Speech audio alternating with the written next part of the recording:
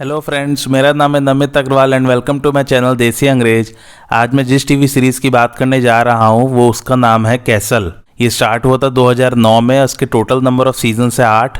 इसके total number of episodes है 173 और इसके पर सीजन नंबर ऑफ एपिसोड्स हैं। पहले सीजन में 10 थे, दूसरे से लेकर 7वें सीजन तक 23 से 24 एपिसोड्स के बीच में वेरी करते हैं और लास्ट सीजन में 22 एपिसोड थे। इसके हर एपिसोड की लेंथ ऑलमोस्ट 43 मिनट्स की है और ये दिखाया गया था 2009 से 2016 के बीच में।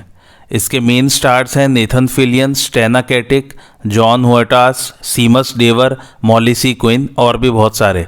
ये क्रिएट किया था एंड्रू डब्ल्यू मार्लो द्वारा। नेटवर्क जिस पे दिखाया गया था उसका नाम ABC है और ये शूट हुआ है राले स्टूडियोज, लॉस एंजलिस, कैलिफोर्निया में। इसका जॉनर है comedy, crime, drama, mystery, romance. ये सब इन्फॉर्मेशन आपको IMDb पर मिल जाएगी, लिंक मैंने डिस्क्रिप्शन में डाल ही दिया है।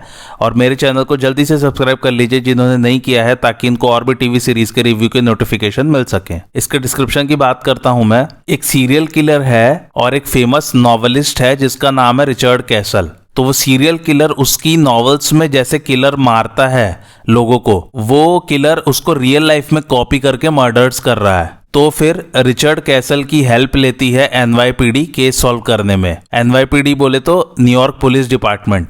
लेकिन केस सॉल्व होने के बाद कैसल, जो न्यूयॉर्क सिटी के मेयर हैं, उनसे परमिशन लेकर पुलिस डिपार्टमेंट की होमिसाइड इन्वेस्टिगेशन टीम में शामिल हो जाता है, ये कहकर कि उसको अपने अगले नॉवल पर रिसर्च करनी है। ये तो हो गया एक सिंपल सा डिस्क्रिप्शन। अब कहानी की बात करते हैं।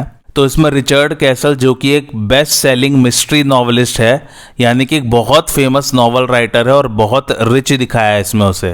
तो जैसा कि आप समझ ही गए होंगे, इसका नाम है रिचर्ड कैसल, तो उसी के सरनेम पे इस सीरीज का नाम है कैसल। उसकी नॉवेल्स के बेस पर कोई किलर क्राइम कमिट कर रहा है और जैसे क्राइम्स नॉवल में लिखे हैं बिल्कुल उन्हीं को कॉपी करके किलर लोगों को मार रहा है। इसलिए केस पर कंसल्ट करने के लिए कैसल को बुलाया जाता है। केस तो सॉल्व हो जाता है, लेकिन कैसल को फिर एक आइडिया आता है कि उसके अगले नॉवल के लिए उसे रिसर्च करनी पड़ेगी। तो फिर वो न्यूयॉर्क सिटी के मेयर से परमिशन लेके NYPD की होमिसाइड इन्वेस्टिगेशन टीम को ज्वाइन कर लेता है। होमिसाइड इन्वेस्टिगेशन मतलब जो इंसानों के मर्डर से रिलेटेड क्राइम्स को सॉल्व करते हैं। उस टीम को लीड कर रही है केट बैकेट और उनका किरदार निभाया स्टेना कैटिक ने, और रिचर्ड कैसल का किरदार निभाया नेथन फिलियन ने। इस सीरीज में हर एपिसोड में अलग अलग मर्डर केस आते हैं और कैसल भी धीरे धीरे एक कंसल्टेंट बन जाता है टीम का। शुरू में केट कैसल को ज्यादा पसंद नहीं करती है क्योंकि उसे लगता है कि वो काम में बहुत अड़चन डालता है, लेकिन फिर धीरे धीरे केट और कैसल का रोमांटिक रिलेशनशिप डेवलप हो जाता है। और चूंकि कैसल को इसमें बहुत रिच दिखाया है और वो काफ़ी सालों से क्राइम नॉवेल्स लिख रहा है, तो उसको थोड़ी थोड़ी क्रिमिनल प्रोफाइलिंग आती है, यानी कि उसको थोड़ी थोड़ी मुजरिमों की परख है। दूसरी बात, वो रिच है तो उसके कॉन्टैक्ट्स बहुत हाई पोजीशंस पे बैठे लोगों से हैं, जिससे कभी केस सॉल्व करने में भी मदद मिल जाती है। तो कैसल भी फिर धीरे धीरे टीम का एक मेंबर बन जाता है और वो भी क्राइम सॉल्व करने में अपना इनपुट देने लग जाता है। अच्छा, इसमें दिखाया है कि केट की मदर का मर्डर हुआ था बहुत पहले, लेकिन वो अभी तक अनसॉल्व्ड है, अभी तक सॉल्व नहीं हुआ है। तो पूरे सीरीज में बैकग्राउंड में ये कंटिन्यूस कहानी चलती रहती है। किसी किसी एपिसोड में कुछ कुछ क्लू मिलता है केट को और फिर थोड़ा सा केस आगे बढ़ता है और फाइनली 7th या 8th सीजन में जाके वो केस भी सॉल्व हो जाता है। अच्छा, एक बात और, जब वो कॉपीकैट मर्डर करने लग जाता है तो कैसल की नॉवल सीरीज में मेन कैरेक्टर था डेरिक स्टॉर्म। तो कैसल उस कैरेक्टर को किल कर देता है, यानी कि मार देता है और अपनी उस क्राइम नॉवल सीरीज को बंद कर देता है। तो उसे फिर केट में अपना नेक्स्ट लीड कैरेक्टर दिखता है और उसका नाम वो रखता है निकी हीट। लेकिन केट को वो कैरेक्टर ज़्यादा पसंद नहीं आता। अब वो क्यों पसंद नहीं आता उसके लिए आप लोग सीरीज़ देखिए। एनीवे, मोटा मोटी यही प्लॉट है और कहानी है इसकी। अब मैं इस टीम के और भी जो मेंबर्स हैं उनका इंट्रोडक्शन दे देता हूँ एक एक करके। अच्छा, उससे पहले कैसल अपने घर में अपनी माँ और बेटी के साथ रहता है। कैसल की मदर एक बहुत बड़ी एक्ट्रेस रह चुकी हैं और उनका नाम है इसमें मार्था रॉजर्स, जिनका किरदार निभाया स्यूजी सलिवन ने। और कैसल की बेटी का नाम है इसमें एलेक्सिस कैसल और उनका किरदार निभाया मॉली सी क्विन ने। बहुत ही अच्छे फनी सीन्स होते हैं जब भी कैसल उसकी बेटी या माँ के साथ रहते हैं। और स्टेना कैटिक को पुलिस बनने की इंस्पिरेशन अपनी माँ के मर्डर के बाद मिलती है, क्योंकि वो उसे सॉल्व करना चाहती है। सो पहले 2 टीम मेंबर्स हुए कैसल और केट। तीसरे टीम मेंबर हैं हावियर एस्पोजितो और इसका किरदार निभाया जॉन हुएटास ने। वो पहले आर्मी स्पेशल फोर्सेस में रह चुका है सीरीज की कहानी के हिसाब से, और बाद में वो NYPD ज्वाइन कर लिया है। फोर्थ टीम मेंबर है केविन रायन, जिनका किरदार निभाया है सीमस डेवर ने। इसमें एस्पोजितो और केविन को बेस्ट फ्रेंड्स दिखाया है। डॉक्टर लेनी पेरिश एक मेडिकल एग्जामिनर है और उनका किरदार निभाया है तमाला जोन्स ने। इसमें वो एस्पोजितो का लव इंटरेस्ट है। रॉय मॉन्टगोमरी नाम के कैरेक्टर को 12th प्रीसिंक्ट का कैप्टन दिखाया है। तो प्रीसिंक्ट क्या होता है, जैसे अपने इंडिया में जगह जगह पुलिस स्टेशन होते हैं और वो एरिया वाइज डिवाइड होते हैं, वैसे ही वहाँ भी पुलिस एरिया वाइज डिवाइड होती है। तो ये जो सीरीज़ है इसमें 12th प्रीसिंक्ट के पुलिस ऑफिसर्स दिखाए हैं एंड ऑब्वियसली फिक्शनल है। रॉय का किरदार निभाया है रूबन सैंटियागो ने और वो सिर्फ 3 सीजन्स के लिए रहते हैं।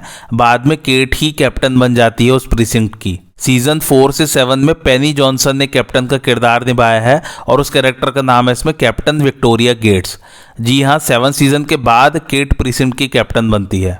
एक और इंटरेस्टिंग बात सुनिए, ABC नेटवर्क की एक सिस्टर पब्लिशर है जिसका नाम है हाइपेरियन बुक्स। उस पब्लिशर ने वाकई में निकी हीट के नॉवेल्स पब्लिश किए थे और सभी के सभी नॉवेल्स बहुत हिट और फेमस हुए थे। उन सब के नाम सुनिए। पहले का नाम था हीट वेव, दूसरे का नाम था नेकेड हीट, तीसरे का नाम था हीट राइजेस, चौथे नॉवल का नाम था फ्रोजन हीट, पांचवें नॉवल का नाम डेडली हीट, छठे का नाम था रेजिंग हीट, सातवें का नाम था ड्राइविंग हीट और आठवें का नाम था हाई हीट और नौवें का नाम था हीट स्टॉर्म और लास्ट था क्रैशिंग हीट। अच्छा, जो पहला किरदार थे ना कैसल के नॉवेल्स के, जिसमें डेरिक स्टॉर्म था, उस पर भी नॉवेल्स लिखी गई थी और एक ग्राफिक नॉवल यानी कि कॉमिक्स भी पब्लिश हुई थी और वो कॉमिक्स पब्लिश किया था मार्वल कॉमिक्स वालों ने और उसका नाम रिचर्ड कैसल्स डेडली स्टॉर्म था। अब डेरिक स्टॉर्म पर बेस्ड नॉवेल्स के नाम सुनिए। पहला था अ ब्रूइंग स्टॉर्म, दूसरा था अ रेजिंग स्टॉर्म और तीसरा और फाइनल वाला था अ ब्लडी स्टॉर्म। ये सभी नॉवेल्स बहुत हिट हुए थे। डेरिक स्टॉर्म पर टीवी सीरीज बनाने की बात भी की गई थी 2014 में, लेकिन फिर कुछ फाइनल नहीं हुआ और वो आइडिया ड्रॉप कर दिया गया। इसके प्रोडक्शन के बारे में कुछ खास बात करने को नहीं है। अब बारी आती है मेरे रिकमेंडेशन की। मेरी तरफ से मस्ट वॉच है। अब आप बोलेंगे कि सीरीज़ की कहानी वानी सुन के ऐसा तो कुछ लगा नहीं। अब मैं बताता हूँ कि ये मस्ट वॉच क्यों है। ये एक्चुअली एक लाइट हार्टेड सीरीज़ है। इसमें मर्डर जैसे हो भी जाता है तो उतना कोई सीरियस टाइप का म्यूजिक या बहुत इंटेंस क्राइम ड्रामा वाला सेटअप इसमें नहीं है। इसमें सिंपली क्राइम सॉल्व करते हैं डिटेक्टिव्स। अच्छा, ये इसलिए है कि केसेस बहुत इंटरेस्टिंग तो है ही, ऊपर से लाइट कॉमेडी कैसल और बाकी डिटेक्टिव्स की भी चलती रहती है। लेकिन जब डिटेक्टिव्स पूछताछ करने जाते हैं तो ऐसा नहीं कि वहाँ कॉमेडी चल रही है, जहाँ कॉमेडी होनी चाहिए वहीं दिखाई गई है और केस के इन्वेस्टिगेशन के वक्त जितना सीरियस एक्टिंग होना चाहिए वैसा ही दिखाया गया है। ऑल इन ऑल फालतू की ओवर एक्टिंग या कहानी खींचना या ओवरडोज ऑफ कॉमेडी या सीरियस ऐसा कुछ नहीं है, या सीरियसनेस ऐसा कुछ नहीं है। सब कुछ बैलेंस्ड है इस सीरीज में। ये इसकी खासियत है। एक्टिंग सभी की बढ़िया है और इसका जो एक सेटअप दिखाया है कि हर एपिसोड में एक नया केस वाला, तो एक्चुअली में आप लोग पहले एपिसोड से ही हुक हो जाएंगे सभी कैरेक्टर्स के साथ और आपको लगेगा कि जल्दी से नेक्स्ट एपिसोड देखें। आप लोगों की क्यूरियोसिटी हमेशा बनी रहेगी नए केस के लिए भी और कैरेक्टर्स को देखने के लिए भी, क्योंकि सभी कैरेक्टर्स ऑसम लिखे हैं राइटर्स ने। ऑडियंस उनसे टोटली रिलेट कर पाएगी और स्टेना केटिक और नेथन फिलियन की केमिस्ट्री तो लाजवाब है। कई व्यूअर्स का कहना है कि वो सिर्फ और सिर्फ कैसल और केट के कैरेक्टर्स के कारण बार बार कैसल देखना चाहते हैं या पसंद करते हैं। फाइनली मैं ये कहूँगा कि इसे आप ज़रूर देखिए, आप रिग्रेट नहीं करेंगे। अच्छा, मज़े की बात, ये ऐसी सीरीज़ है जिसे आपको लगातार देखने की ज़रूरत नहीं है। आप जब काम से थक जाएं या थोड़ा माइंड रिफ्रेश करना चाहते हैं तब इसे देखिए। खैर, इस सीरीज़ की क्यूरियोसिटी उतनी ही मेंटेन भी की गई है कि देखने वाले को मन में तो रहता है कि इसका नेक्स्ट एपिसोड देखना है, बट वो जो एक पागलपन होता है ना कि अरे सीरीज़ ख़त्म करनी है क्योंकि बहुत ही ज़बरदस्त कहानी चल रही है और आगे क्या होगा वो देखना है, ऐसा कुछ नहीं है सीरीज़ में। अब आप बोलेंगे तो फिर इसे वन टाइम वॉच वाले रिकमेंडेशन मिलनी चाहिए। वो रिकमेंडेशन मैं इसे इसलिए नहीं दूंगा क्योंकि ये सीरीज़ आपके माइंड को रिफ्रेश करती है और आपका मन हल्का करती है, तो इसलिए आप इसे ज़रूर देखें। भले ही 2-3 दिन में एक एपिसोड देखें, बट ज़रूर देखिए इसे। It's awesome, funny, hilarious, interesting and mind refreshing series. सभी कैरेक्टर से आप लोगों को लगाव हो जाएगा और जब सीरीज़ ख़त्म होगी तब आप ज़रूर सैड हो जाएंगे और आपका मन करेगा कि अरे ये सीरीज़ के तो और सीजन्स आने थे। बट अच्छा हुआ एंड हो गई, नहीं तो फिर कहानी खींचने सी लग जाती। बिल्कुल सही समय पर ख़त्म हुई है ये सीरीज़। खैर मेरी तरफ से इतना ही। और हाँ, एक मिस्ट्री एलिमेंट केट की माँ के मर्डर का भी बना रहता है पूरे सीरीज़ में, तो आपको और भी अच्छी लगेगी सीरीज़। अब इसके कुछ फैक्ट्स की बात करते हैं। पहला फैक्ट ये कि स्टेना केटिक पहली बार नेथन फिलियन से कैसे मिली थी, ये सुनिए। तो एक्चुअली स्टेना केटिक हेयर और मेकअप से जस्ट बाहर ही आई थी और उनका लास्ट ऑडिशन बचा था। सिर्फ 2 ही एक्ट्रेसेस पहुंची थी लास्ट ऑडिशन तक, लेकिन जब वो मेकअप से बाहर निकली तो उन्हें रियलाइज़ हुआ कि उनका ब्लाउज बहुत लंबा है। फिर उन्होंने कैंची ली और देखा कि सामने से नेथन फिलियन आ रहे हैं, तो नेथन ने पूछा कि क्या तुम मेरे साथ लाइन्स रिहर्स करोगी? तो स्टेना ने कहा कि नहीं, पर लाइन्स की बात उठी ही है तो क्या आप स्ट्रेट लाइन में काट सकते हैं? जिस पर नेथन ने कहा कि मैं ट्राई कर सकता हूं, और फिर उन्होंने उनका ब्लाउज काट दिया। प्रोड्यूसर्स ने ये सब देख लिया और फिर स्टेना केटिक को ही केट के रोल के लिए फाइनल कर लिया गया। दूसरा फैक्ट यह कि जिसने केविन रायन की वाइफ का रोल निभाया है इसमें, वो उनकी रियल लाइफ में वाइफ है। रायन का किरदार निभाया सीमस डेवर ने और उनकी वाइफ का किरदार निभाया जूलियाना डेवर ने। तीसरा फैक्ट यह कि डिटेक्टिव केविन रायन का कैरेक्टर हर एपिसोड में कोई ना कोई कैसल की नॉवल हाथ में पकड़े रहता था। चौथा फैक्ट यह कि कैसल के क्रिएटर एंड्रू मार्लो का कहना है कि नेथन फिलियन ने 125 एक्ट्रेसेस के साथ रिहर्सल किया था सही और परफेक्ट केट बैकेट ढूंढने के लिए। पांचवा फैक्ट यह है, अब ये सुनिए, ये बहुत ही मस्त फैक्ट है। तो कैसल ने जो निकी हीट वाली नॉवल की सीरीज लिखी, उसमें निकी हीट को हर जगह जेमसन रुक नाम का राइटर उसे फॉलो या शैडो करता रहता था। अब सिमिलैरिटी देखिए, दोनों राइटर्स का सरनेम चेस के पीसेस के नाम पर है, रिचर्ड कैसल और जेमसन रुक। कैसल माने हाथी होता है हिंदी में और रुक माने ऊंट होता है हिंदी में। तो एक्चुअली में रिचर्ड कैसल का नाम स्टीफन किंग को ट्रिब्यूट था, क्योंकि उनका सरनेम भी चेस पीस पर है, किंग यानी कि हिंदी में राजा। स्टीफन किंग भी एक बहुत बड़े फेमस राइटर हैं, उन्होंने भी बहुत अच्छी अच्छी कहानियाँ और नॉवेल्स लिखी हैं। छठा फैक्ट यह कि ये वाला फैक्ट भी बहुत इंटरेस्टिंग है।